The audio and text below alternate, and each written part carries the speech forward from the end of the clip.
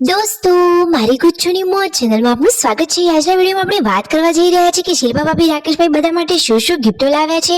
અને દોસ્તો, આજે પૂનમ ભાભીનું લગ્ન પછીનું એક સપનું પૂરું થવા જઈ રહ્યું છે। શું દોસ્તો એ સપનું શું છે તમને ખબર છે?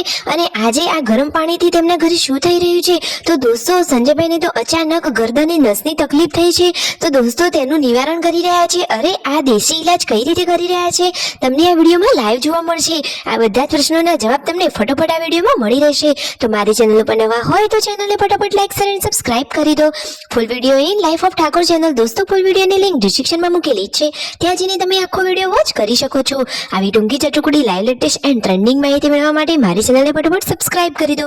તો દોસ્તો, સંજયભાઈને જે ગરદનની નસ પકડાઈ જતી હતી, તો તેમને જોવામાં બહુ તકલીફ પડતી હતી અને સતત દુખાવો થતો હતો। તો તેમના ગામના ભાઈ કે જે નસ ભાગવાનું કામ કરે છે, ગરમ પાણી વડે ગરદન એટલે કે તેના ભાગે માલિશ કરી અને તેઓ આ નસનું સોલ્યુશન લાવે છે।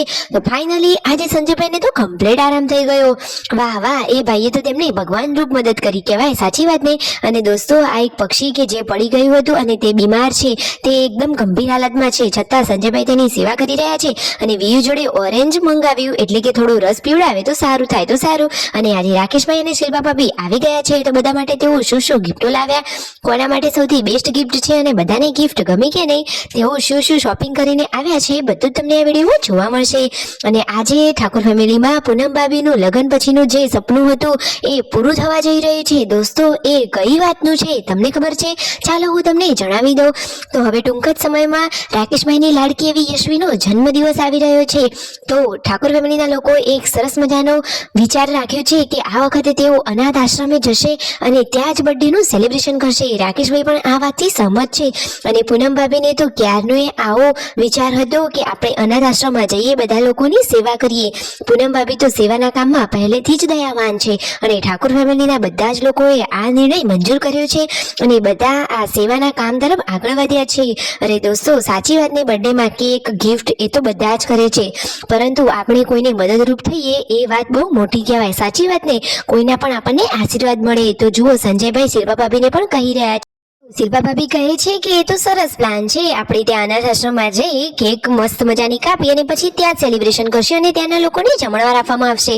આખું ઠાકોર ફેમિલી ડીસા જે અનાથ આશ્રમ છે ત્યાં જશે અને સેવાનું કામ કરશે। ખરેખર તમને એમની આ વાત સાચી લાગી હોય તો વિડીયોને ફટાફટ લાઈક શેર અને સબસ્ક્રાઇબ કરી દેજો। તમે આ વાત સાથે સહમત હોય તો કોમેન્ટમાં અવશ્ય જણાવજો, યસ કરીને કોમેન્ટ કરજો, જેથી આપણને પણ ખબર પડે કે કેટલા લોકો તેમને સપોર્ટેડ છે, આ વાત કેટલા લોકોને સાચી લાગી। ઠાકોર ફેમિલીના નિર્ણયોમાં થોડી કોઈ કમી હોય દોસ્તો, સાચી વાત નહીં? અને યશવીના બર્થડે માટે આ રહ્યા તેના કપડાં, એકદમ સરસ મજાના બ્લેક એન્ડ ગ્રીન કલરના કપડાં। યશવી તો બર્થડેના દિવસે ચમકવાની છે, તો શિલ્પા ભાભી રાકેશભાઈ યશવી માટે કપડાં લાવ્યા હતા, શિલ્પા ભાભી તેમના માટે પર્સ લાવ્યા હતા અને તેમના મમ્મી પૂનમ ભાભી અને પાર્વતી ભાભી માટે સરસ મજાની બંગડીઓ લાવ્યા હતા।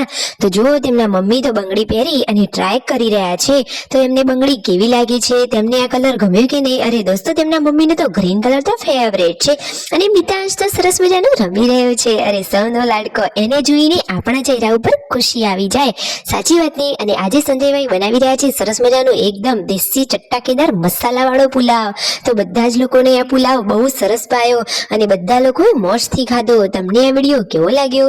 વિડીયો ગમે હોય તો લાઈક શેર સબસ્ક્રાઇબ। થોડીક ઝલક હું તમને શિલ્પા ભાભીના પિયરની પણ આપી દઉં। તો જો, શિલ્પા ભાભી પિયરમાં સવારે સરસ મજાનો નાસ્તો બનાવી રહ્યા છે। અરે તેમની બંગડીઓ તો બાકી એકદમ ચક્કાસ અને સુંદર છે, મને તો આ કલરની બંગડીઓ બહુ જ ગમી। અને તે તો સવારમાં સરસ મજાના ચટાકેદાર પૌવા બનાવી રહ્યા છે। અરે બટાકા પૌવાનો વઘાર તો જોરદાર આવી ગયો છે, જુત્તા જ મોઢામાં પાણી આવી ગયું। હવે રાકેશભાઈ તો નાસ્તો કરવા માટે બેસી ગયા છે અને જો આ તેમના ફ્રેન્ડ આવ્યા છે તેમનો સામાન જોવા, અને હવે શિલ્પા ભાભી સાડી પહેરીને રેડી થઈ ગયા છે તેમના સાસરીએ જવા માટે। તો ફાઇનલી હવે તેઓ સાસરીએ આવી ગયા અને દેરાણી જેઠાણી ધાબા ઉપર બેસી અને વાતોચીતો કરી રહ્યા છે। વિડીયો ગમે હોય તો લાઈક શેર અને સબસ્ક્રાઇબ।